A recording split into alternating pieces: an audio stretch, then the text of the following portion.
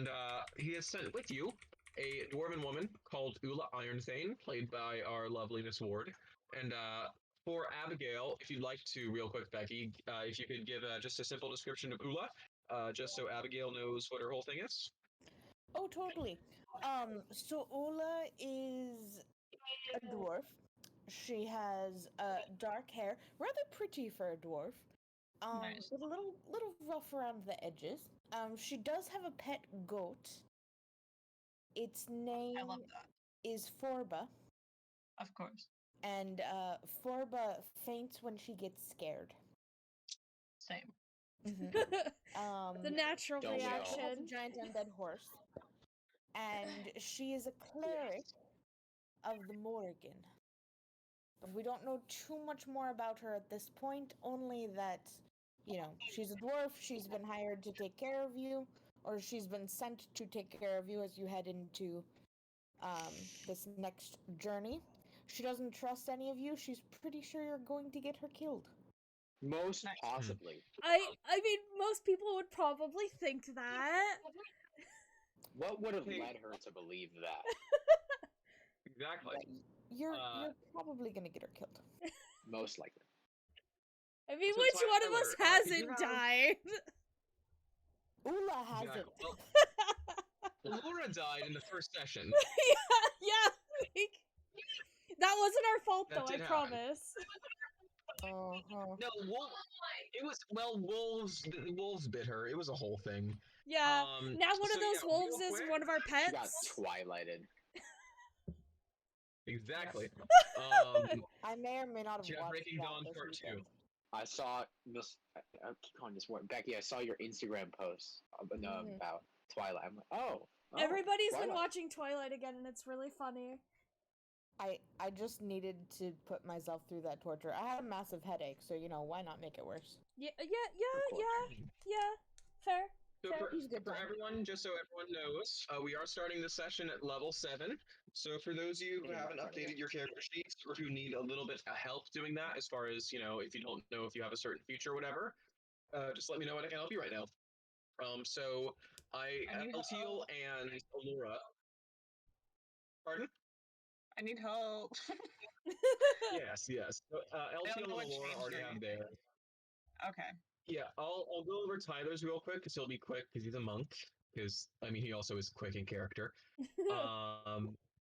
But yeah, so is that Tyler, it right of course. there?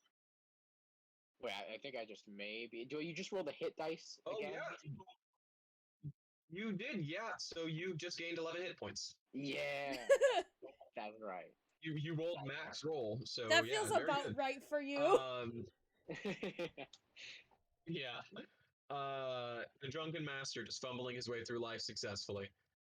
Of course. Yeah, so Yeah. of course, at level 5, you got your extra attacks. You can attack twice per turn at no extra cost. Of course. Does that mean I get also- 6 attacks or 4 So, attacks? Because I know I can how it works- attack 3 times, but Yeah, so how it works is you have 2 attacks any turn, no matter what's happening. Because of your hot pink earrings of haste, you can also have an extra attack with that. As a monk, you can do a bonus action attack so long as you've used your fists, or your wrappings, or your staff, which you just got. So you have 4 attacks in combat while you're hasted. If you use your action and bonus action, if you use a key point, you can flurry of blows, making it a 2 extra attacks, so for a total of 5. fantastic. Yes, he is very important. Also, I hope you know I haven't put into Roll20 the things that we talked about over text, but Well, that's if okay. you- I just added some of it to my backstory. So. Dope. Very cool, very cool. So if you want to do something, just let me know and I'll tell you what happens. For those of you who didn't know, we figured out what Tyler's staff does, and you may or may not see it at this point. That's Yeah. gonna be Speaking of, by the way, exciting. Potentially. Yes. So for Tyler, at 6th level, because you're a drunken master, you have the following things. So when you stand up, when you're knocked down in combat, it usually costs you half your movement. Yeah. Now it costs 5 feet. So instead of wasting, that's not that 60 many feet of movement, you only waste 1 square of movement. So, yeah, your speed. That's really even gonna when I hinder knock me. you on your ass. Yeah, yeah. And now when I knock you on your ass, you only have to be like, okay, I'm gonna take about 0.3 seconds to recover, and I'm gonna zoom after.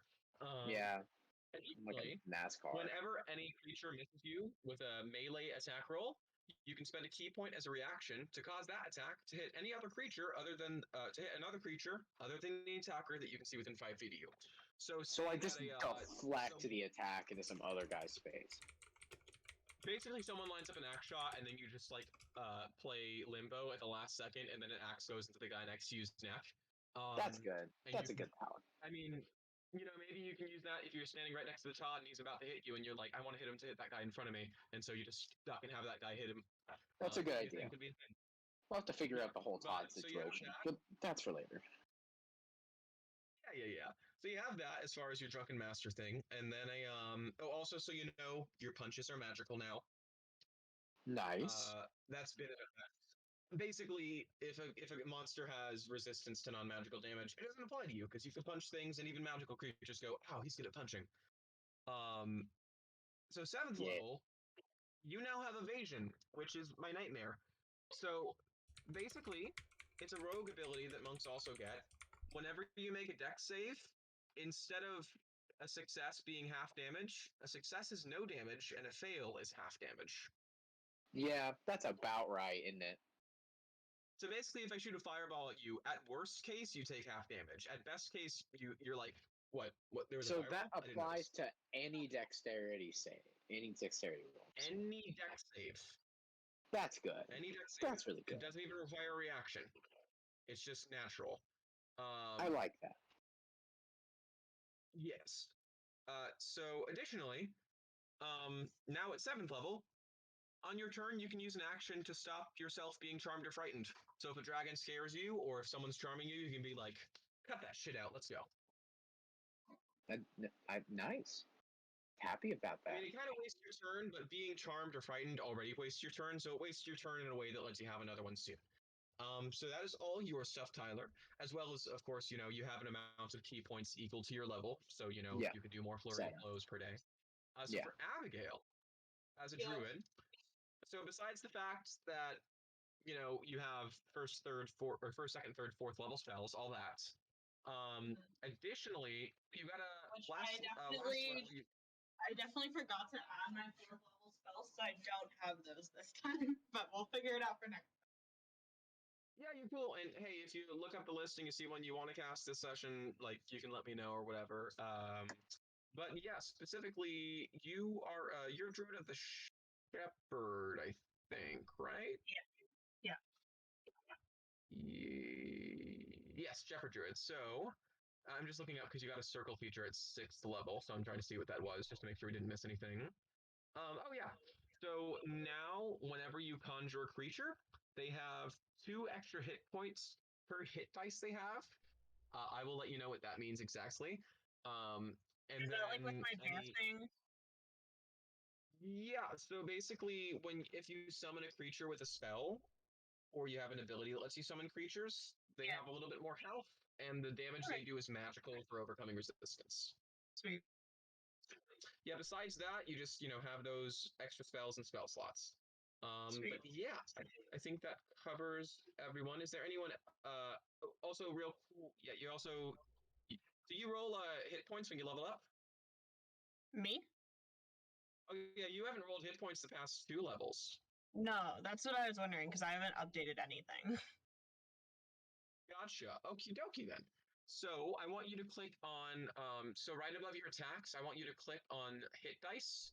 It highlights in red once you hover over it. Click it twice. Okie dokie. So you gain a total of 19 hit points. Your minimum's 9. Nice. So you go up to 72. Yeah, I forgot that I had to do math. Does because I have the 9 temporary hit points from my totem thing. I forgot. Does that change at all? Yeah. It's 12 now because it's your level plus your wisdom modifier. Oh, okay. Yeah. But everybody gets that. Dokie. Yeah, everyone gets that so long as you do your totem thing before battle, which we just assume you do for ease of everything. Sweet. But yes, with all that, yeah. So let's. For last session, Ula joined the party to help them guide them throughout the Dwarven Collective, which is the country y'all are now in. It's a bit south. Actually, I'll show you on the map for those of you who may be unfamiliar with the world a little bit. Yeah. So y'all are originally, well, rather currently, you live in West Point. This is this city right here. You are in the Dwarven Collective, and you're specifically in this mountain. Currently, and that is where you have gone to go through this the second Akashic dungeon, which y'all did successfully. Though there was the encounter with the assless chapsdwarf, of course. For those of you who remember, or rather, who can never forget. A classic. A classic indeed. Oh, Ula remembers. Oh, Ula will never forget that assless chapsdwarf. But yeah, so that's kind of where we left off, the party having gone into this dungeon. And so we're just going to pick it up right now, basically immediately where we left off. So everyone, y'all are... Thank God, I nearly deleted that map. No, okay. Y'all are still in this dungeon. You just basically finished using your little treasure cube to put all this gold into something that you can actually carry. Yeah, did we fix the house? Yeah, y'all Yeah, can we didn't do actually that? fix the house Can we please do that? before you left.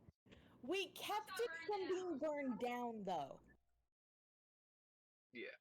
Well, yes, So but also last session, if you remember that town where Todd had his first werebear rage, where he was charged with 12 acts of murder, 14 acts of assault, and 3 acts of indecent handling of a goat. oh yeah. The people of that town came for revenge and tried to burn down your house while Michael and Sarah and their mother and your pets were all inside. Michael, Since Sarah? So Michael and Sarah, that's the halfling girl that was in the dagger, and her older brother. Remember that politician dude that was a really shitty dad? Okay. Yeah. But yeah, so a 14-year-old halfling boy who's basically 2 feet tall defended the house. Additionally, since He's the you weren't dragon, here, isn't he? I can't tell you. I honestly He's can't. the dragon. I'm telling you, he's the dragon. Tangerines. Yeah, you need the tangerine. So yeah, so because since you weren't there, I just played you as going downstairs immediately to check on Terry, because as you've said to me, you prioritize Terry above all else. That is definitely what I would have done. Yes.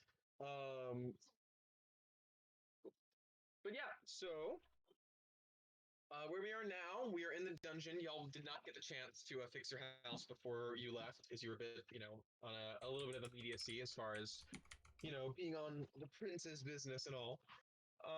But yeah, you find yourself still in this dungeon, having just cleared it. All really left being to do is going out the entrance and re-entering. Well, not really fresh air because you're under a mountain, but re-entering society. Go. Let's get out of here. Let's go. Yeah, Allura said, "Let's go." society. Very well. And we do live in a society. Do you want me in the front or in the back? Wherever you feel most comfortable. Alright, I know the way out. I walk to the front. Follow me. Alright. Let's go. The front of the party. Yeah, so y'all head out of the dungeon, and I'm just gonna switch this over to the world map for a hot second, because you aren't really in any place specific right now. But yeah, y'all head out of the dungeon, and since we didn't really go into this too much before, because we were really kind of rushing to get into the collective, y'all are currently in a city called the Adamantine Obelisk. It is an undermountain city, so y'all had to kind of go through a system of tunnels and caves to get here, for which Ula was very helpful in navigating through, seeing as most people who were not raised under the mountain would not understand how to navigate within it. You're welcome. But yeah, so Thank you, Ula. yes. It's right So here. y'all are in the y'all are in the Adamantine Obelisk, which is the center of forging, craftsmanship within the Dwarven Collective. And as you kind of look out from this entrance, because you kind of had to go down through some tunnels and a little bit of paths, and as you emerge from that kind of basically driveways at the entrance, you come out to this cavernous, almost unfathomably large space, considering that you cannot see the sky. Of just a great empty, hollow, domed out shape. You see along the walls, going all the way up to nearly the ceiling, very faint lights of residential areas built right into the stone. Even from the edge of all of the construction of the collective, you can see at the center of the city the great adamantine obelisk for which it is named. Y'all are kind of basically at the edge of this circle that forms kind of the walls slash ceiling of this whole place. And just generally, you have a little bit of a uphill trekking backwards to the city to go in. But yeah, I'm assuming that y'all kind of want to. Well, actually, what do y'all want to do? You just finish a dungeon. You anyone want to explore slash where do y'all want to explore to?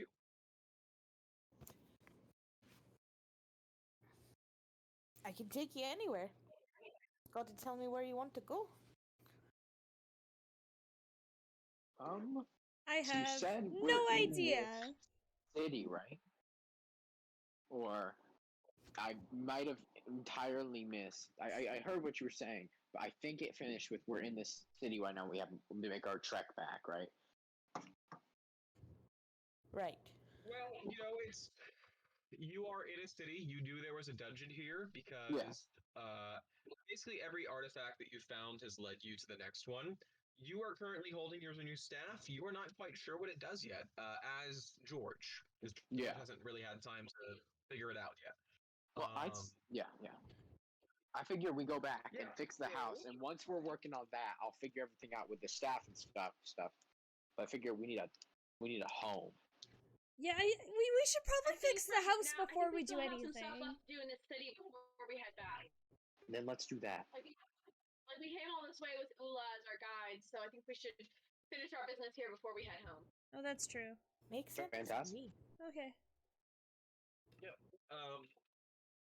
For all of those who are holding Akashic artifacts, you don't really sense any sort of guidance as to where the next location should be. It's a bit of basically just its passive magical presence, for those of you who are a bit more Arcana sensitive, but you don't really get a sense of direction or really guidance from them currently. Weird. That is strange.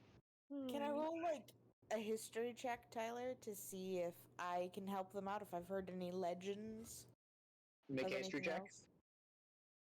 Relating Well, to that's what? what I'm asking. Can I do it? Yeah, of course. Sorry, my Not you. okay. You're not Listen, the DM. Oh. You see, okay, listen. I think we're gonna need a nickname. I think we're gonna need a nickname for me. I think we're gonna need a nickname. DM, do you so have a just problem maybe- with me rolling? I don't have a problem with you rolling. I was just wondering specifically, what were you trying to recall, of any specific information? Any other stories of artifacts like the ones they seem to be carrying? Any legends within the Dwarven Collective about these things? Yeah. Also, really quick for you, I'm just going to go in your character sheet and turn the advantage roll just off, because it's... Oh, that's weird. It's not at the top of your sheet like it usually is. He always gets Huh. advantage. Yeah, man, I don't know what to tell you.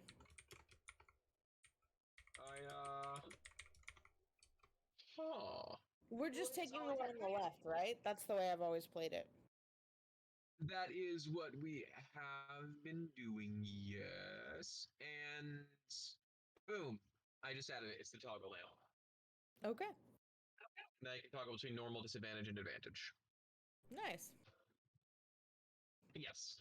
But with a 20, you would know that the obelisk being the center of forgery and craftsmanship, and the Akashic relics being basically these relics of the saints of Fornax who worshipped the god of craftsmanship.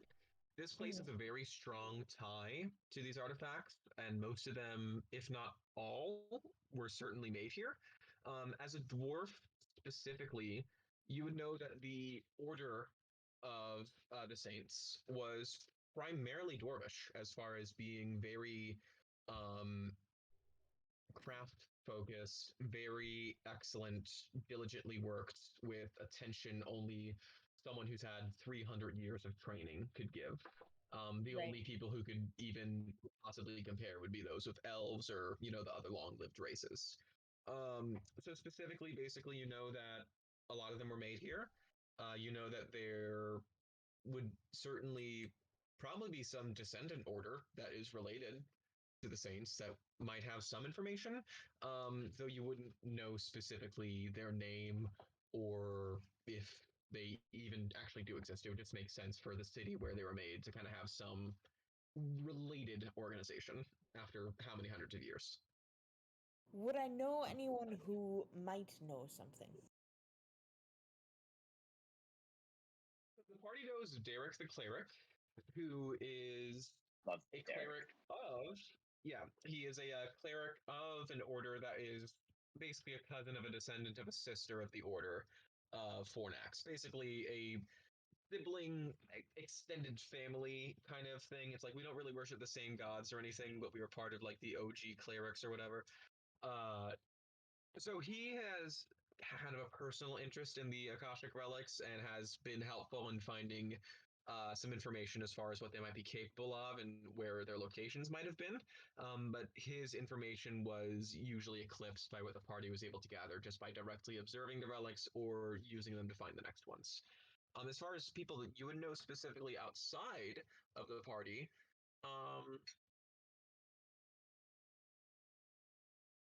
actually,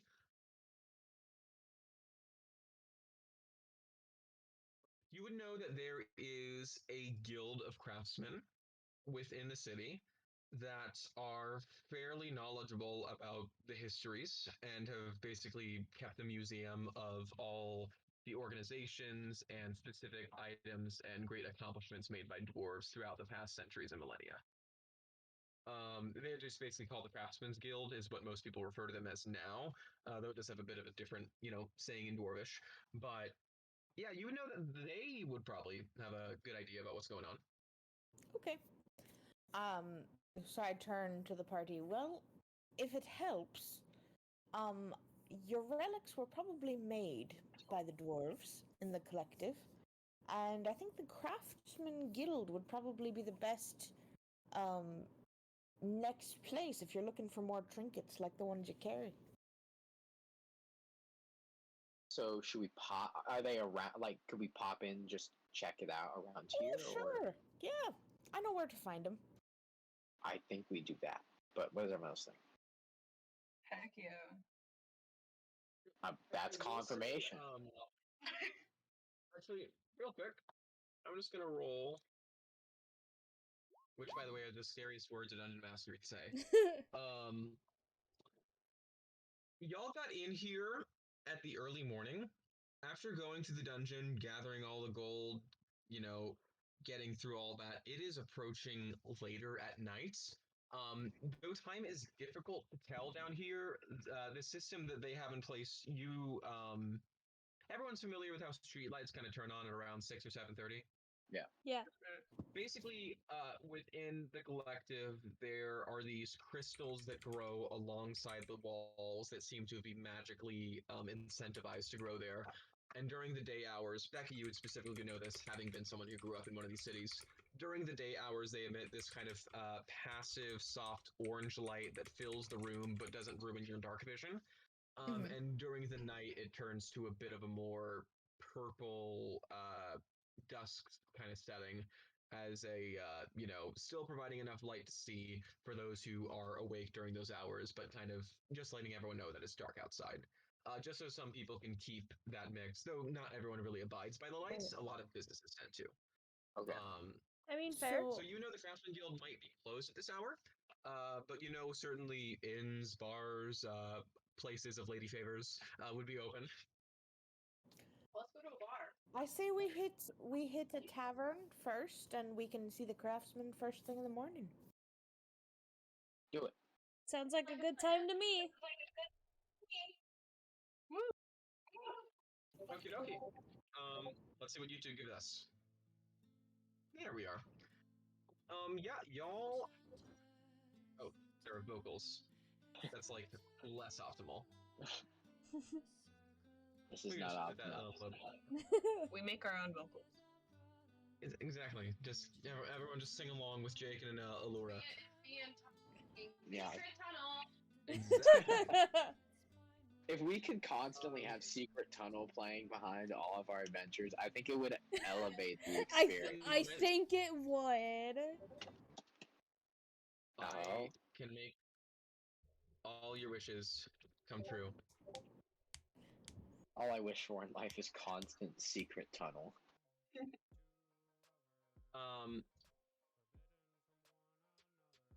It's here. What the heck is this? It's a remix of Secret A Tunnel. trap remix of Secret Tunnel? If anything, it's trip hop. Ugh. I don't even know what that means. It is a genre under the large umbrella of EDM. Don't even get me started. I'll go on a completely other rant. As you all head north discussing the intricacies of different types of lute music. EDM, no, sorry.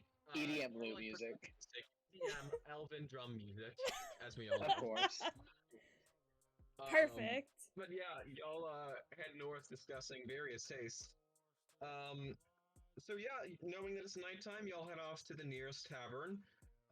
You find a place called the Winking Skeever. Interesting choice. There you go. Yeah. It looks to be not quite a rundown section of town, but just a little bit more working class, hard folks, hard drinkers. You first thing you notice as kind of people who have rushed through the city to get to where you were going, a lot of the architecture is not diminutive. A lot of the buildings stand tall and very grand and majestic, as well as the stonework on them being impeccable. But you notice the doorways are all about 5.5 foot tall. For Todd, Lorax, Elseal, the taller members of the group, you're finding yourselves having to duck down nearly having your shoulders at belly button height to get through some of these Ow. doorways. Nice. I'm a shorty. I mean, makes sense, but like, ow. Yeah. As you enter the room, your head isn't close to the ceiling very much. The ceilings are about like 8-9 feet up here. Eltiel, who is about 7 feet, you're like looking up with your horns just kind of in front of you, and you're like, if I jumped, I could just bash the ceiling. Do it. It's a power move. Something that will Assert your happen. dominance. People Walks, on their asses. walks into a tavern, instantly like destroys the place. Everyone knows that giving yourself a concussion is the best way to make friends. It's true. Not in my experience, but Then you haven't experienced true friends. Well, that is the joy of being a young male, injuring yourself and getting admiration. Exactly. Exactly. Yeah, y'all walk into this bar slash tavern slash inn, and you see a lot of dwarves, very obviously. A majority of them wearing highly intricate braided beard patterns. You see some of them have pieces of jewelry inlaid with precious gems and metals. These guys like take care of their hair and beard, all the same time getting beer soaked into it and just like christening all of this beautiful jewelry with just the cheapest ale possible. You see most of them look to be guys who have been at the forge all day. Knowing that this is a forging city, there are a large number of craftsmen of all varieties, primarily smithing. Though there are some mines within the city, the majority of the mining supply comes from outside, from a separate mountain that focuses on that, which would be the Mithril Dome. And the capital, by the way, the trade center is the Emerald Spire. Yes, I did just go material plus building structure equals cities. That's fun. But yeah, you see there are a few seats here and there at the bar and tables open. And you see a short dwarven lady very desperately trying to get beers to everyone, though still having some look of composure on her face as you all walk in, very non-dwarvish that you are, save for Ula. We should help that lady serve beers. That'd be rather insulting. We're just No, gonna walk just in and wanna take lend her a job? helping hand. No! Immigrants coming to the mountain, stealing our jobs. Start a scandal. Yeah, y'all are just standing here in the doorway as all the business is going around. You see a few dwarves just kind of looking over in your direction. They've seen travelers and people from outside, but you are a particularly eclectic group with a dragonborn, furball, half-orc, apparently a half-elf, because not everyone knows that Allura's a changeling. And then, of course, a giant fucking monkey. That's me. Indeed. Can I request that Alora join me in my playing the saxophone, and she can play her tambourine, and Terry can do an interpretive dance. This is a good idea. Thank you. Let's just jam it up in this place. Okay. Can I have Allura, Terry, and Abigail, or Lorax, all give me performance checks? Heck yeah. You do have your beads, by the way. I'm alright. Are you though? Never mind. Oh, what do I do with my fire again? You already rolled it. Yeah. Too late. So, ironically enough, Terry and Alora, the ones who have been training for this rock opera and are professional performers, end up as backup singers for the sixth sax solo that Lorax just pulls out. Careless Whisper playing violently amongst the ears of the patrons. Yeah, as you sway your hips and just rock on the sax, you have made quite the entrance and gathered the eyes of quite a few male dwarves just entranced by your performance. That's right. I'm gonna go find a spot to sit down. Yeah, you notice a few dwarves, kindly enough, after that lovely entrance, make a little bit of room for you to scooch together away, and you find a table that will fit all 7 of you, all large frame though you may be. Very good. Alright, great. You're sitting at the table, Nice. enjoying the surrounding, getting still like a few little nice job on it 6, very good from the dwarves surrounding you. Ula walks up to the bar. Go ahead. I said Ula walks up to the bar and orders a round of ale for the table. Very nice. Oh, thank you. The barmaid comes up to you and says, "Oh, very good, love. Thank you for ordering. I'll have this right over to you." Is she And German? She's vaguely, ambiguously European. Good. Okay, cool. Glad we identified that. That's gonna help. She gets 7 rounds of a very orange ale, and hands it over to you like, "Here you all, us. Have a good one." And then goes back to serving everyone else. As I give her an the extra night tip starts being- and wink at a few of the better-looking, more jewel-adorned dwarves sitting around us as I walk back to the table. See, that's gold digging. We're not about that. Make a persuasion check. Persuasion? Hold on. Alora sees do you think it'd be a different- her shot and sends her some bardic inspiration. Okay, what form of bardic inspiration does it take? How do you inspire her? It trying to get the attention of people. Of Yeah. men. What do you do to inspire her? I Go in on a loot solo. glitter at her. Darling, Glitter at her? don't bother. Because I just rolled. It was a 1. My That's good. persuasion is a -1. So I rolled a 0, which You is wanna very add- appropriate for Ula. You want to add your D8 of bardic inspiration? To the 0? Sure. Do I'll it. roll- Do I'll roll it. this one. That's such a power move. So 6. Yes! What's supposed to be a D8? Oh, I rolled it. Oh, my bad. Yeah, just re-roll that. It's alright, don't worry about it. So 2. I rolled a 2. Maybe you like winked and then tripped and then fell So- and then like started crying or something. Well, How is no, you Ula- said you threw glitter, right? I did. So I'm assuming that It I got go in to your wink, eye. and then I trap some glitter like in my eye and just start cursing as I walk back to the table. God damn it! And just try to rub the glitter out of my eyes, and then I just look at you and say, "Don't help next time." You That's tried your persuasion. best.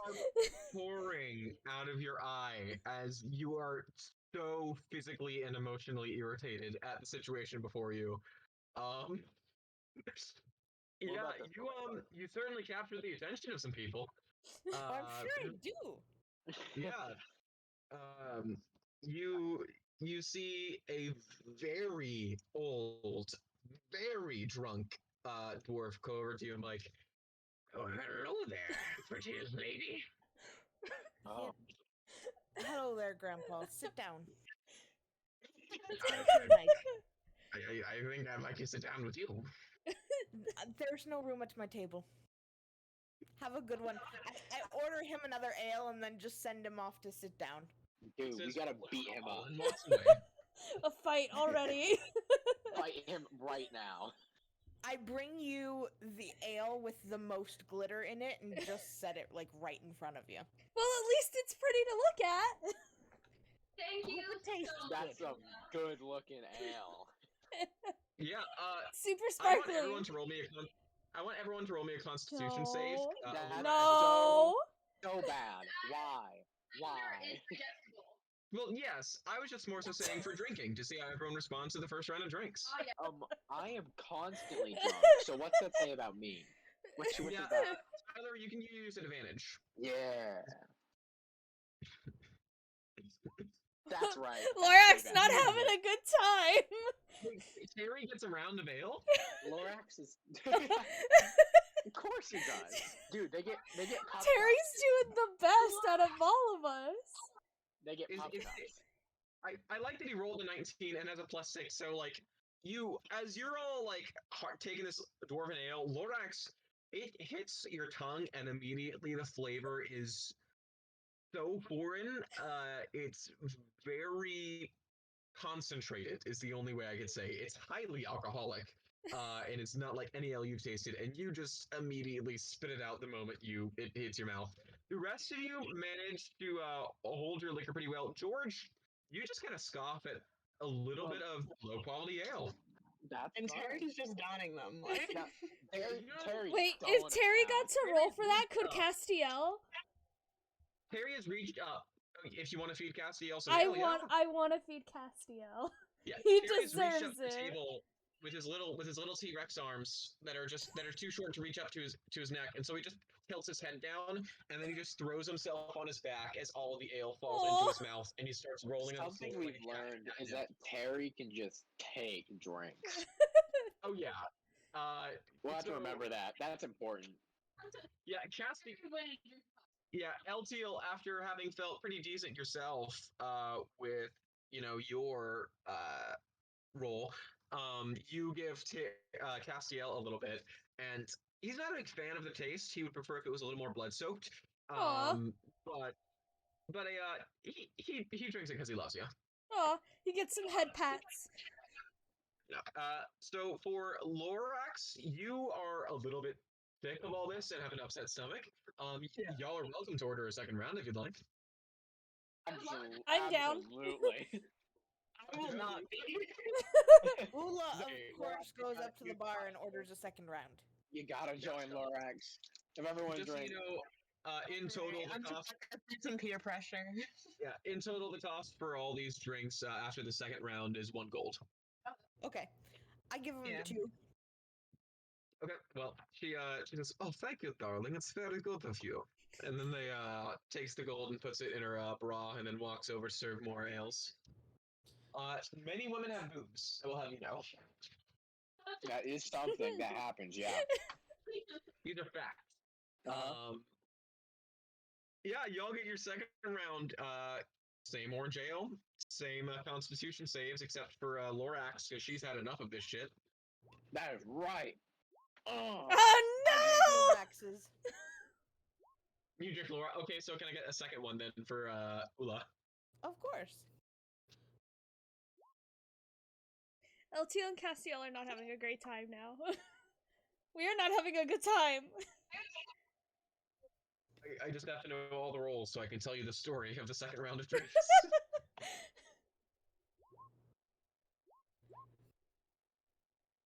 Okay. I believe that's everyone, correct? Oh, and also, real quick, I'm just gonna roll Todd since he's not here. And also Lysander. Well, okay, so Lysander is 16. Are y'all letting him drink? Yeah, sure, why not? yeah, why not? He's in When- the Dwarven Collective. We start drinking as babies. When in Rome. True, I think that's what you have in the bottle as a kid. Yeah, Okay. naturally. So It's practically in our mother's milk. yeah, so Todd, though not a big fan of the first one, gets used to it after the second. For the rest of you, we'll start with Tyler's natural 20. Being a alcoholic connoisseur, Of course. you have determined, yes, the presence of juniper was too high in the first one, and adding a little bit of your own special ingredients have turned this ale into something rather sippable. Next to you, you see LTL and Castiel have their second drink, look at each other, and then 2 dragon faces go all over the floor.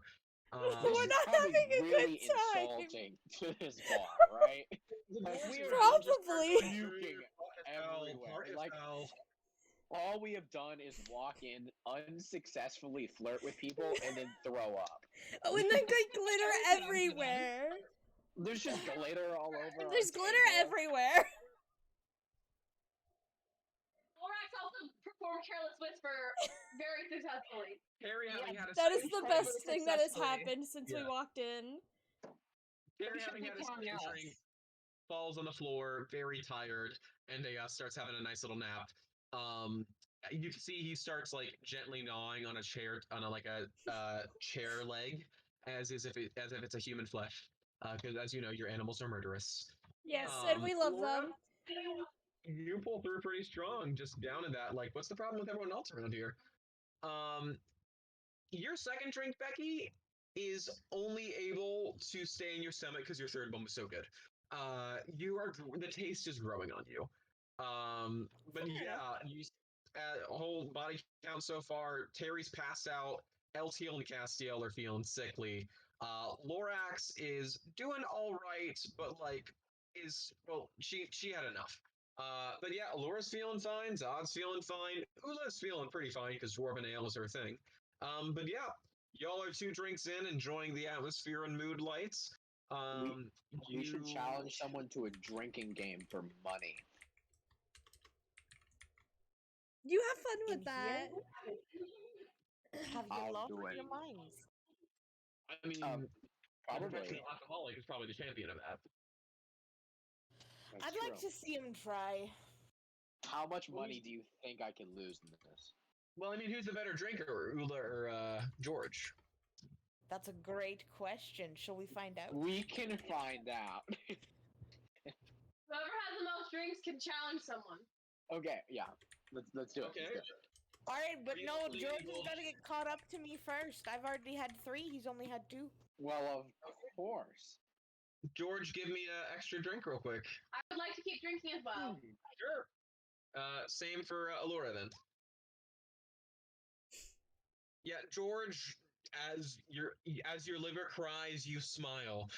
As the third one goes down smoothly. Alora, trying to join in with the rest of her friends, starts feeling the Queasly Weasleys start crawling up her neck, and you feel the sudden urge she needs to go to the ladies' room and take care of your business. Allura runs across the tavern to the ladies' room. Full sprint, just full sprint. Yeah, Tyler being fully caught up. I mean, what? Well, first, what type of alcohol are we having as the decider of this contest? I will say that your options as far as what's on tap. We have our standard juniper blood orange ale, which is what you've been sipping on. We have our Firebrand Elven whiskey. And of course, we have our fortified Orcish moonshine. Moonshine. We could move up to the fortified Orcish moonshine. I think we're moving up to the fortified Orcish moonshine. Very well. This is 140 proof shit. Perfect. Get us there a little quicker. Yeah, that's going to be a gold each for the shot, as it is specially crafted. It is specifically Burgundy brand of the famous Burgundy brewers. Of course. Perfect. Let's go. Fantastic. But yeah, you order those shots. I'm going to need you to give me those con saves. Back here. Oh. Oh I no! rolled an 18. Oh. Well, Tyler, remember you're at advantage, so give me another straight roll. Oh. Better. Oh. First round going in, Tyler, you have tasted many different things. Of course. You have sampled amongst the greatest sommeliers, the lowest beer chuggers, and the king of the frats. But this fortified Orcish moonshine is something out of a nightmare. As you taste the first shot of it go down, it burns in your throat and absolutely just steeps into every ounce of flesh on the way down, and it lands in your stomach, and you nearly chuck, but you manage to hold not a brave face, but a non-puking face. All I Ula, need. Ula This- looks this at is- you and just smiles. yeah, this was your nightcap as a kid. Oh, So this was what my nursemaid used to put me down for a nap. You have weird nurses. You're not a dwarf. You wouldn't get it. It's true, I am a monkey. Yeah, that's weirder. See, Weird. the nurses in my places weren't nurses. They were monkeys. Just kidding. Then how dare you judge me, man? no, though Tyler is looking a bit upset, he is not shocked yet, so he has not forfeited the contest. Second round, give me those con saves. Tyler, remember your advantage. I believe. I didn't believe hard enough. So that's both of us below 10. Okay. Okay. 1 second. During this time, Allura returns from the restroom, having relieved herself of the alcohol, and sits back down heavily. As Allura walks in, she sees something out of a 7 and a 5. That's Yeah. No. you Oh, look at each Tyler. other. Yeah. Yes. I mean, DM Tyler. Oh yeah. My apologies. You can just I, you may refer to me as a Lelouch. No. No. Just call me the monkey guy. Call him George. Yeah. George work. DM, Ula whispers under her breath and just gives herself a little smack across the face and casts Lesser Restoration on herself. Oh crap. Oh my Okay. god. Roll a perception check, Tyler. Oh. Straight roll. And am I rolling sleight of hand? Yes. I perceive. Not well. You, Tyler, as you reach over your stomach, feeling a curling sensation, right before you feel a little bit of puke enter your mouth, you look down and see Ula moving her hands, muttering a few words, and you see a brief flash of lights flow over her body. I Uh, believe Zero. that is cheating. Is I it probably, though? I probably, probably can't say very much. I'm very drunk, but Yeah. Is it though? Let's be real. you know, it was. I can respect that. You know, I have I'll the give you that ability. one. Can you fix yourself up? Let's see. I have a magic carpet. The magic carpet can do so much for us. True. This is Let's not one see. of those moments. No. No, it's not. Ula just kind of looks at you and smiles and sits back and watches. Do you want to brave another round? You know, here's the thing. I would love to brave another round, but also, should we be doing something right now? Nah. Like, it's been an hour and all we've done is go to this bar and get drunk. Yeah, it's the Yeah, evening. it's We're gonna fun. be doing- Then another one. Okay, Tyler, you're going to be making straight rolls, seeing as you are 6 drinks in now. Ula, you are also going to be still making straight rolls, seeing as you lesser restoration yourself, which makes you sober again. Perfect. Crap. Yeah. I Good believe luck. You are, like, because you are used to heavy amounts of alcohol daily, you're not drunk yet, but you are very tipsy, and you are I'm bordering very on it. You're Yeah, well- also a lot bigger than Ula. Well, If here's a the monkey thing. gets drunk, is it a drunkie? Yes. Yes. Yeah. You are kind of boy. usually very tipsy. That's just kind of your state. But now you're like tipsy for you is drunk for most people, and drunk for you is insane for everyone else. Yeah. I Yeah. believe. Constitutionalize. Ah. Nice. Nice. You're Very You're doing nice. well. And your absolute frustration at the underhanded tactics of Ula, you take the shot and stare her in the eyes as it goes Yes. down smoothly. Ula tastes a bit funky in your mouth, but you get it down soon enough. The title of your sex tape, sorry. Oh boy. Are we gathering a crowd? This seems like something This that feels would like, gather a yeah. crowd. A monkey and a dwarf going against each other. People are starting to hand around money. Oh yeah. Say that Allura rises from her seat and turns to Todd and asks him if he wants to join her on. Is there a stage in this bar?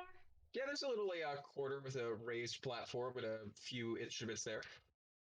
Todd, if you'd like to join her on the stage to add some music. Presumably, Todd would say yes. Yes, of course he would. So yeah, y'all hop up. Give me a performance check with advantage, because you have your buddy there. Bandmate. Your bandmate, specifically. By the way, do y'all have a name for the band yet, or are we waiting for Todd so you can co-op it? I believe we do. Well, Aglet to the team name. With a 23, y'all get the crowd cheering in time for shots, Ula and George. Are we motivated by this? Do I get to roll with advantage? Oh, please tell So me you we get both advantage are on your next so roll. motivated. Oh, yes. Yes, advantage. And I am beyond drunk, but so determined. I'd like for Allura to state the name and title of the bands real quick.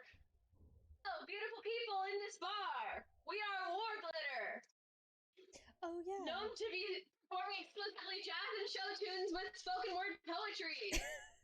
Dude, we're gonna get some spoken word poetry behind this drinking contest. Let's go. Yeah. As Allura comes in on the tambourine and lute simultaneously, you get Todd speaking a few words of wisdom about war and combat, about the tragedy and people he's lost, but what he's gained along the way, having been so much more worth Oh it my over time. god. This is And exactly how I these expected today to go. These universal human truths, you just feel people going, yeah. Can I join in with my bagpipes? Please do. Give me a performance check. No. We're going to use my bagpipes. Inspiration. performance. You should play Secret Tunnel. The mountain goats just softly plays in the background. Borax, for the second time this evening, against all odds, joins in on a bagpipe riff that just reminds people of the ancient war calls, all the wars and conflicts throughout the lands, and all the glory, all the advancement, all the honor. And a rousing spirit of vigor and that proud dwarven pride arises within this bar as shots are being shot down for moonshine. Speaking of, next round an advantage for both of y'all. And I think this one will probably put you to bed. Part of the As cards. barkeep herself comes down and says, well, usually we only say this for special occasions, but I suppose this time tonight we can hand you over some of our special alcohol. And she pours out a thick black liquid that is oozy. No. This is poison. But No, I it's am just drinking it. Jaeger. Let's go. It's just So Jaeger. yeah, Tyler, I see that Ula made her save. Tyler, make yours.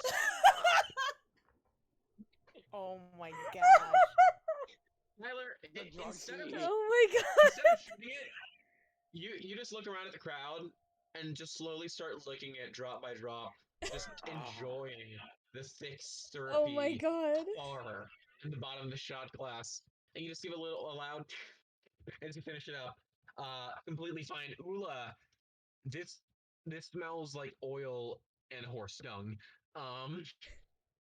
It's thick and gritty, and as you try to get a shot of it down, it lands in your teeth, and as you try to get it past, you just screw into it, and the texture immediately and the weight of it just Ula upchucks. Oh yeah. Well, she has enough class to like rush out of the bar first. Yeah, with the 9, it's not too critically failing, so you do have the party courtesy. Half the people in the crowd cheer, half of them curse as you see more money changing hands for the resolved bets. Tyler, you are now drunk. Yeah. That doesn't mean I get 10 extra feet on my I get my walking speed increases by 10 extra feet. So You do get faster when you're drunk somehow. Ironically enough. I quickly go outside to congratulate after she's done puking. Congratulate Ula on a fantastic competition. Ula takes his hand and then reaches into her bag, pulls out her flask with her own ale in it, and uses it to wash the horrendous taste out of her mouth. Can I snag a sip of that too? Oh, I hand it over. Oh, thank you. Thank you. It is some good tasting dwarven ale, probably the best you've had all night. That is right there. This makes the whole night worth it. I love that for Perfect. them. Plenty more where that came from. Yeah. Y'all head back inside, having the fervor dissipated a bit down, with a few claps on the back for you, Mr. Monkey Man. You see the barmaid seems to be very happy that her patrons are very lively, because a lot of them were drinking along with you. And as have you increased the sales, she offers you your rooms free for that night. Excellent.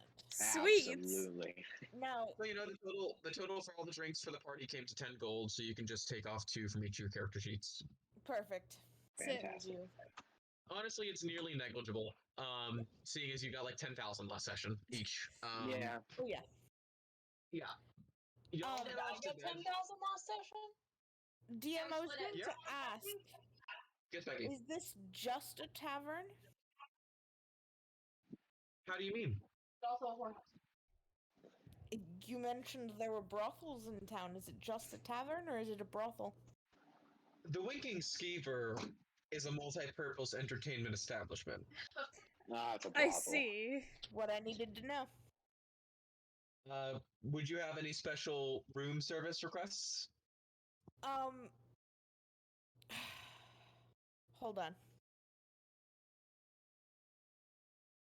I have There to is a roll menu. for that. Menu. A There's menu. a menu. They're No. not all dwarves, though they are like 80% dwarves. No, there's a menu. Luna abstains for the evening. Anyone else interested in the menu that is a menu of people it's on the nightstand in all your rooms. It doesn't matter if you were interested in it or not. It's just on. It's like, just just so you know, there. we offer other services. It's how they get you in. They're like 10% off first time. No I'm thanks, gonna I'm good. abstain. I'm too drunk. I'm going to bed. That's why Harry Ula on his abstained. interpretive dancing because he needs to step it up. Gotcha. Allura, any response to that? No. Interesting. The most sexually accomplished, the bard of all people, says good. Yeah. She's thinking of Wendy. She's thinking. Aw. Well, yeah, y'all aren't exclusive though. I'm aware. She's But Mrs. Wendy. She's still. been gone for a little while. Yeah, Wendy could be sharing a bed with someone else. You don't know. Yeah, she could be warm and cuddly tonight. Fine, okay. So Allura goes through the menu. Okay. Would you like me to? You see a number of dwarves. Some notable exceptions. There's a tiefling. There is an elf. And also there is a human.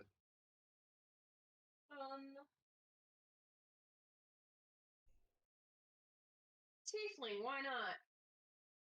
Male or female? Either? Either. Which one's prettier? Both. You see a very buff, very purple tiefling woman approach toned muscles, but absolutely elegant, nice gown, and says, "Name's Virtue. How can I do you for?" Do we cut the black? Yeah. So after that evening, Anyway. So there was like a storyline, right? Nah, there's Nothing no story. happened.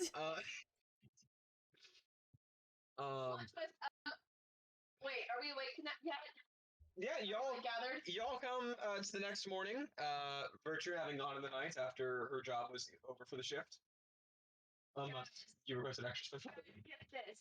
Virtue and I just spent the whole night talking about our shared trauma for having tiefling parents. Good for them. Turns out we're cousins. Oh boy. This is the weirdest D&D session. This is the most fun. This is, this is how I expected it to go, and it went really well. We're doing great. Yeah. As you're relaying your oddful meet cutes with your cousin Virtue, purple tiefling she is, y'all exchange numbers through your message stones, or however you communicate, or at least she gives you some information to find her in the future, besides being related. Yeah, so y'all are standing around here in the tavern. It has come for morning. You see the amber glow of the lights outside, though you do see a lot of chatter amongst the dwarves and a bit of concern on people's faces. And actually, can everyone roll me a perception check retroactively for throughout the night? Okay, perspective. Yeah.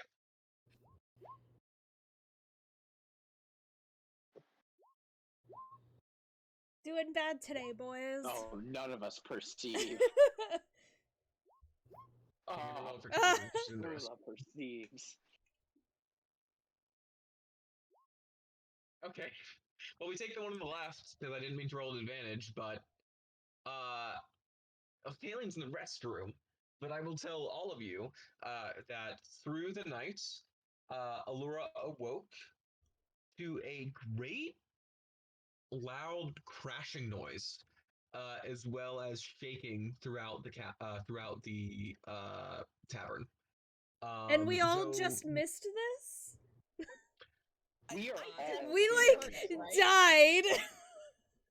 We all died for a minute. With an 18, Ula also awoke. And Ula, you would specifically recognize this as a cave-in, at least partially.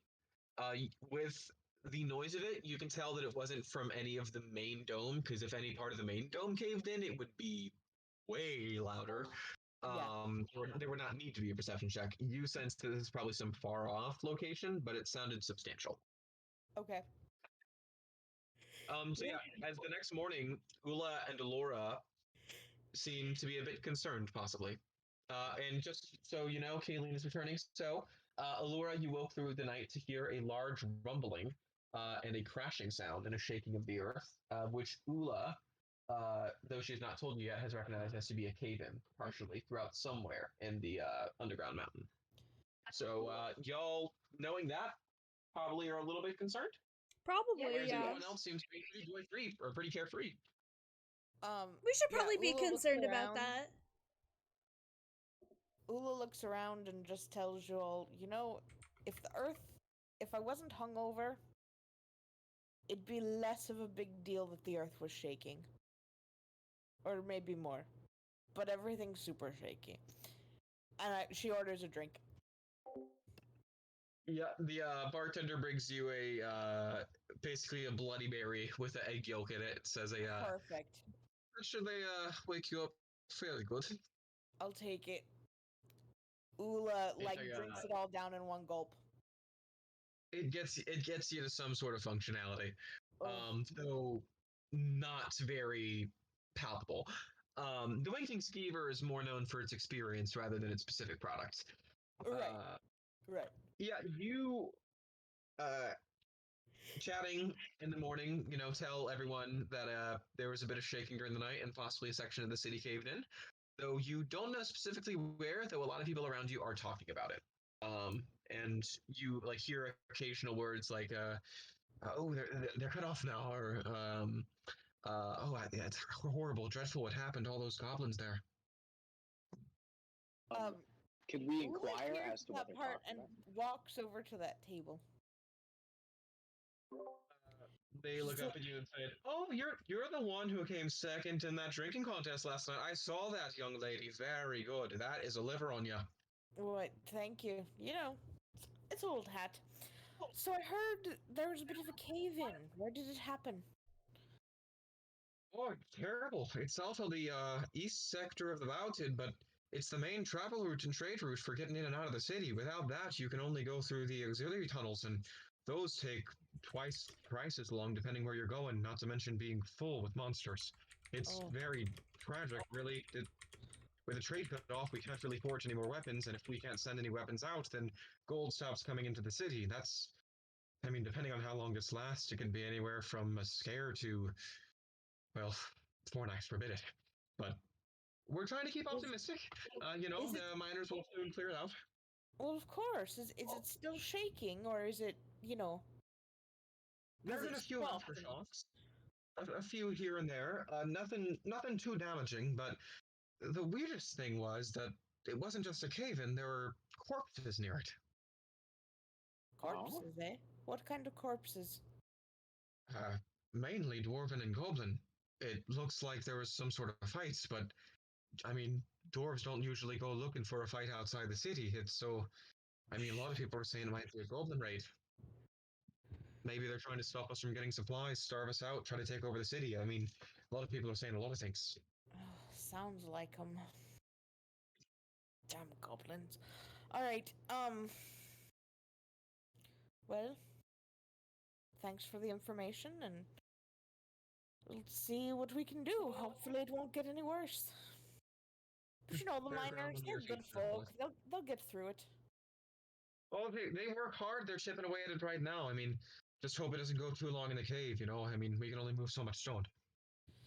It's true. It's true. So yeah, Ula has heard all that info. The party, with Eltiel's passive perception at 22 and the observant feat, you picked up on the whole conversation. Just generally kind of zoning out to everything else, but you're like, oh, cool, Caven, gotcha, Goblins, gotcha. All right, cool.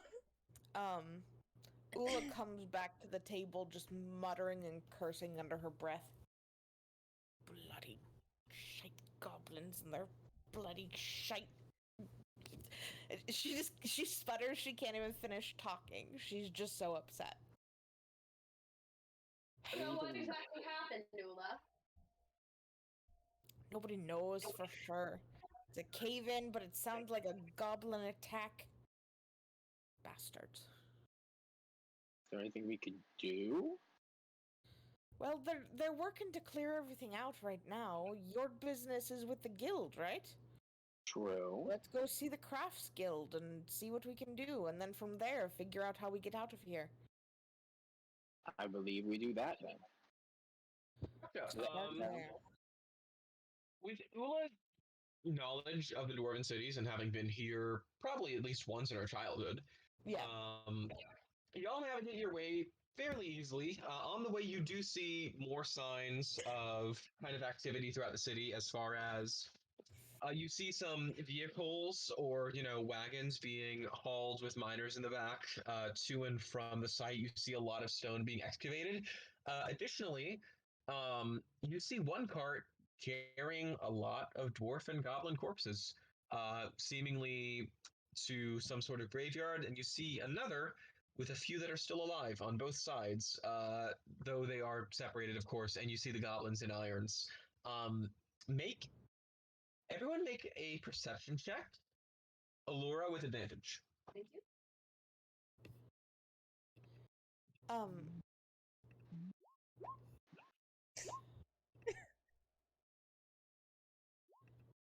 Oh, Nat 20, Allu- bitches.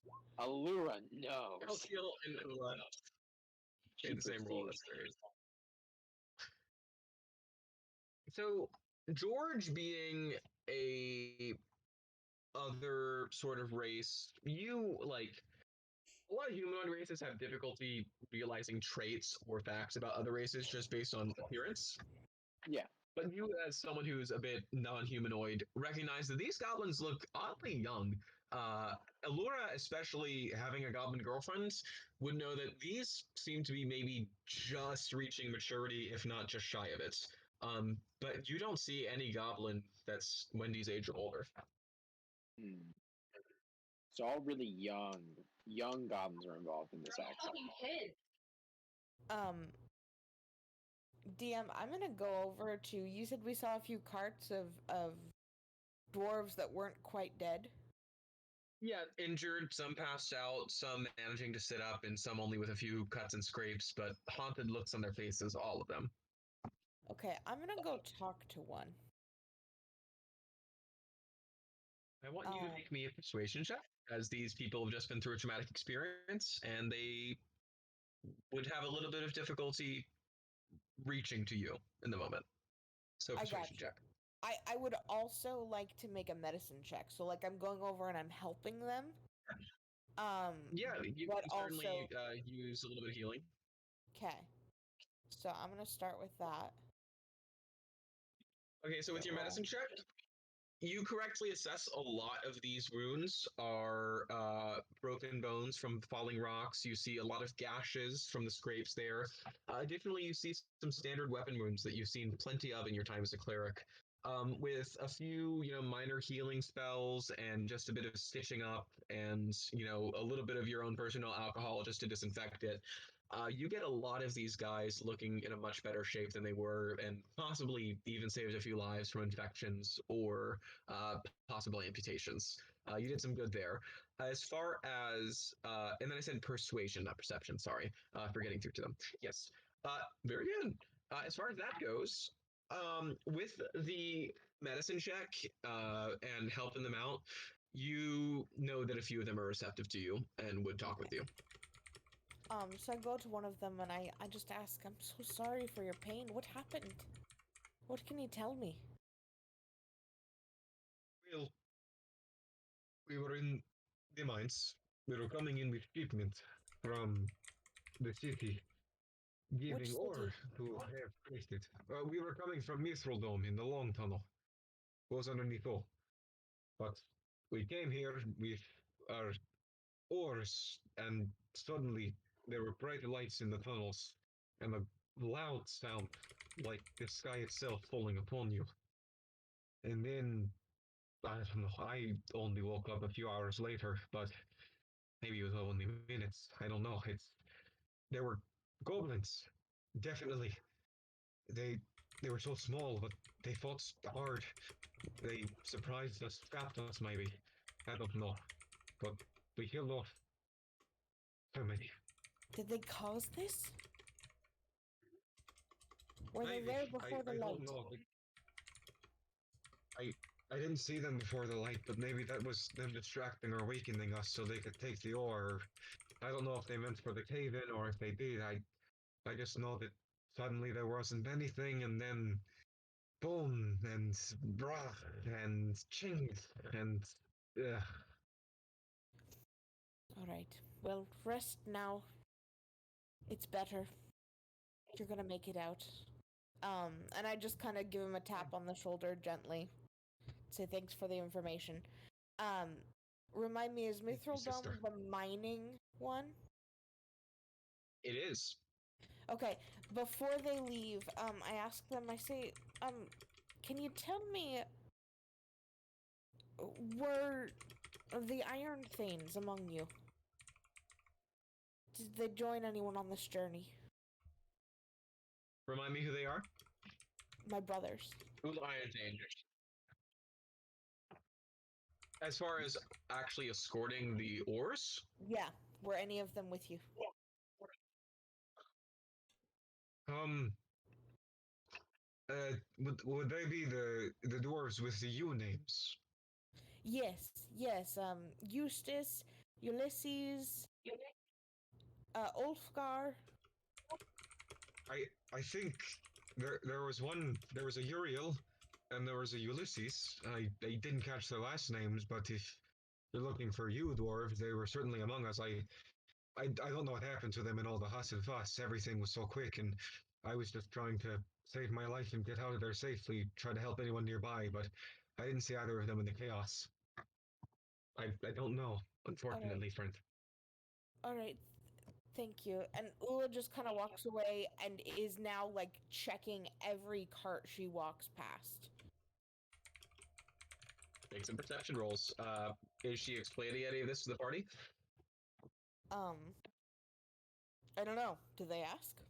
Because right now she's focused on one thing, and she's definitely walked away from all of you. So it's up to you. Yeah. Allura notices that Ula seems distressed and walks up to her, gently puts a hand on her shoulder and says, "Is there anything we can do to help?" Look for my brothers. No problem. Everyone in the They'd be party, dwarves. give me They perception look checks. a bit like me. Dark hair, long beards. They would have been in slightly more regal clothing. But I think a few of them escorted these miners. We will try our best to find them. Well, look. You names, right? Yeah, Uriel and Ulysses. Ulysses were among them. My oldest brother and the one just older than me.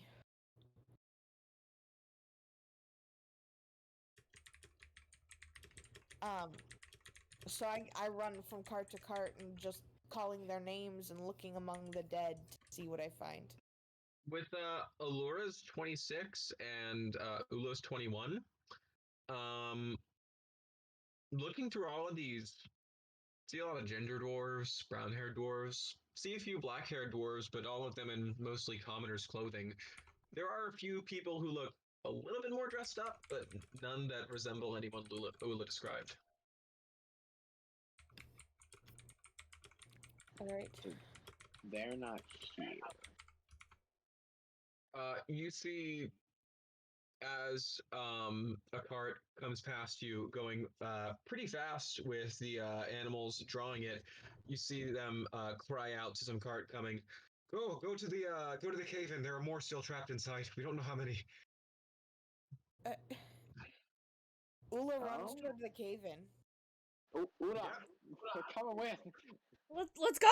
Let's follow her.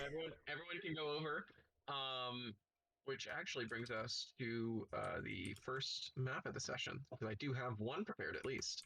Wait, so I just got back. What's going on? Hey, so when did you pop out? Like 10 minutes ago.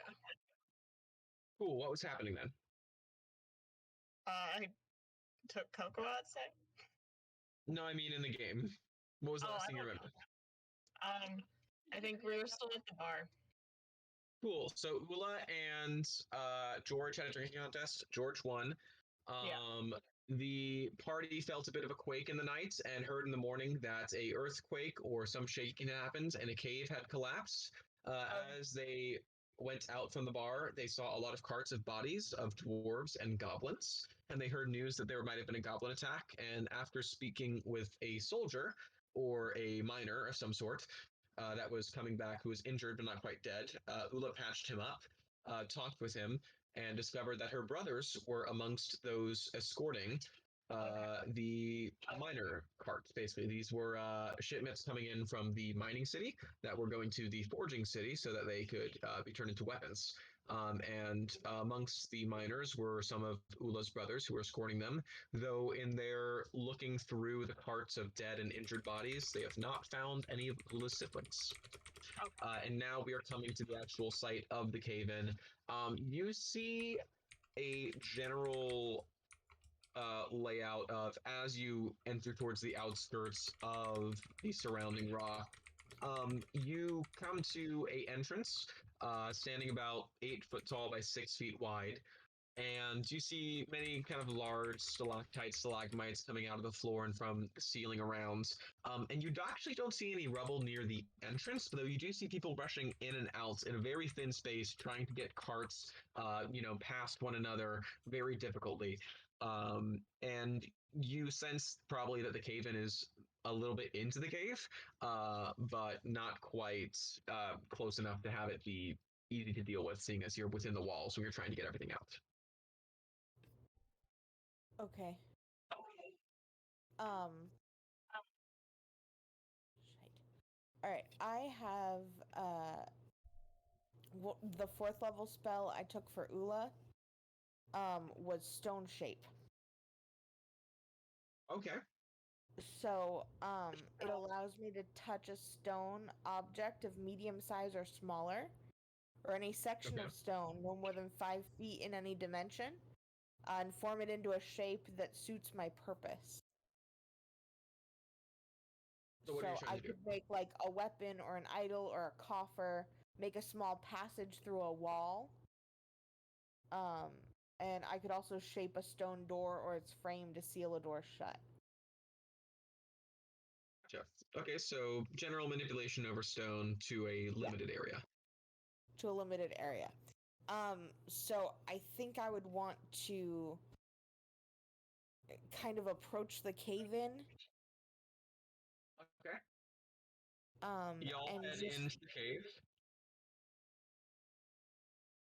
And just see if I can start manipulating some of the stone to create a passageway through. Gotcha. Just gonna drag some of your characters in here. Question: do you bring Char with you? Yep. Always. Why wouldn't we? Okay, Lysander's always giant, and that's what I appreciate. He always starts out like that, and I have to shrink him, and I don't know why. Okie dokie. I'm gonna say, Tyler, could you control Lysander, or can you control Todd, and I'll control Lysander? Of course. Gotcha. Okay, and then also I'll drag Ula over here. Perfect. Okay. Gotcha. So, do I not have it? Okay, I do. So y'all, I guess y'all small for some reason. I don't know why. Why not? Yeah, so y'all are all in this cave. You head in. As you kind of get deeper, you see the walls open up to about a 20-foot space, though the ceilings are only about 10 feet tall, so you do feel claustrophobic going in these caving tunnels. And there are crystal lights going in that illuminate, though they are soft. So those of you with dark vision can see perfectly fine, but those of you without dark vision, which I think only is Lysander? Does anyone not have dark vision? It would be your race thing. Becky, would you know off the top of your head for specifically Dragonborn and Dragonborn do not have it. Okay, so Elteal, Cool. it's pitch black to you. Well, Elteal, you can see about 10, 15 feet in front of you, but it's real dim. I got a thing. I got a thing for that. I'm also half tiefling. Well, you Yeah, I don't also think are. Well, you're a changeling, but you're currently polymorphed, or you're currently changeling shaped into a half elf, which do have dark vision. Okay. Yeah. So, do you know if furbolgs do, Becky? Or should I check? I don't remember off the top of my head. I don't see any. I don't think Oh, they sorry, do. I just accidentally hit that. But I was wondering if I can use that instead. Oh, single flame. Yeah. So. Oh, just kidding. I do have dark vision, but I guess I can do that. Then other people can see, right? Yeah, true. Oh, I was thinking of using Wand of Radiant Sight, but that works too. No, let's do this. Abigail, what do you two questions? What color is the flame, and what do you put it on? Because it doesn't burn anything, so you can just put it on like an object or even a person. The flame is purple, and it is sitting on top of Terry's top hat. Very good. Terry is the beacon which leads you all, so I'm just going to put him more towards the front, but not quite in the front. Y'all feel free to rearrange your characters to however you want to be in the party as you travel throughout the cave. I think Ula. Yeah, Ula is the most familiar with all these, and she does have the most urgency as far as wanting to check on her brothers. So, by the way, y'all are heading northward. So you're heading this way. Oh, okay. Just so you know. So am I in the front or in the back?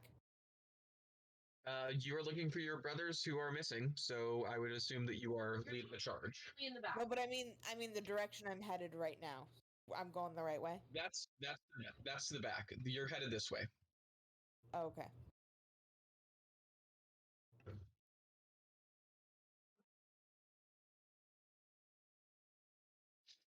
Okie as y'all travel throughout here, you do see, like, you're going for a solid 4 minutes, and throughout that, you see carts rushing past with injured or dead. You see rubble being carried to try to clear out the cave. And it's hectic, it's stressed, and people are very confused. As you head deeper, you hear some sounds of fighting. You also hear a lot of cries of agony from the people who are still very injured. And you, let's see if this one will work. Yeah, you come to a section of the cave. Sorry, I hate to do this, but I'm just going to have to rearrange all of you again as you presumably head forward further towards all this chaos. And by the way, you're starting over here, and you're presuming to go outwards. How we doing, folks? Doing Well, alright. I feel like we're about to get into a confrontation. Giant Lysander. Giant Once again. Lysander. He's our favorite guy. You Which know, we speaking I mean, of, kidnapped he's him back. ridiculously good looking, so I Lysander's don't mind a- him being giant every once in a while. It's like, oh, okay, I see what you look like. Lysander- And now we can move on. Yeah, Lysander is actually a helper, so he is half the level of everyone else. So I forgot that he leveled up to level 4 this session. So Yeah. let me just Oh, really yeah. quick, Lysander. because We love You know, we that. kidnapped him back. Lysander is You did? Yeah. yes, he's a 16-year-old that they knocked out and kidnapped, but he's kind of cool with it. Okay. Yeah. He is a arcane archer fighter. Okay. I mean, as long as he's cool with it. It's a weird set. He was like trying to sell us a boat or something, and then we punched him. And The boat rental person.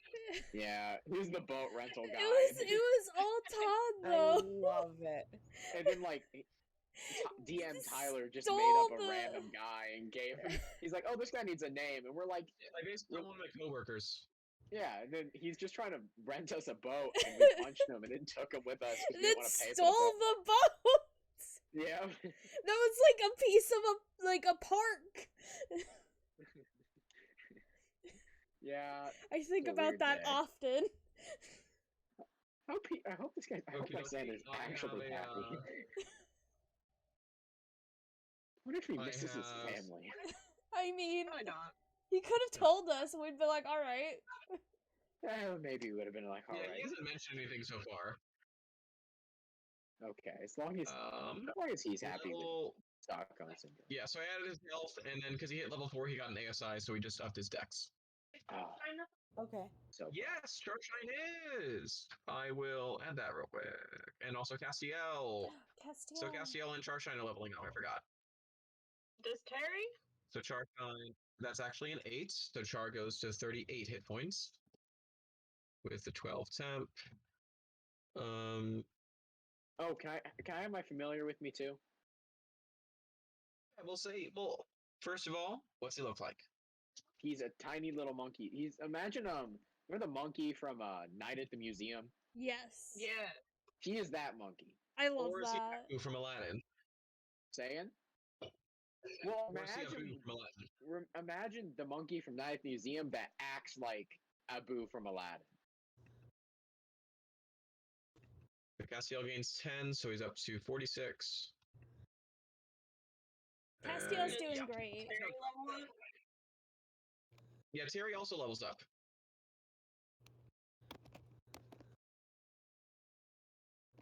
So I'll go in here. T-Rex, level 3. A level 3 T-Rex. How So that's actually like 8, so big he goes is up to Castiel at this 41 hit point? points. Castiel is now your height. He is about Yay. fully grown, so that he's about 7 feet tall. Okay, cool. He's basically an ostrich. So All right. We I'm didn't gonna really give introduce Castiel the a animal hug. members of our party to Uma. Castiel is a velociraptor ostrich, basically. I love him very much. But also with he kind of has a dragon face. Perfect. I love him very He's much. a creature known as a Vogelthop. Yeah, he's a creature known as a Vogelthop. They spit poison and have sharp claws. I like it. He does more damage than a lot of us. Well, Terry Rex is a young T-Rex, which, by the way, Terry is now approximately 4.5 feet tall. Yeah. It's incredible he survived this long. So We yeah, and protect he only, them a lot. Yeah. He only knows Also, they have charades. Charshine. Also, they have Charshine, who is a silver dragon with a curse that makes him age faster, which is why he grows up with the party. He's now the size of a medium dog. So he's too big to sit on my shoulder. Well, I mean, he can. he's like 60 pounds. You can do it. It hurt. I mean, you're strong enough.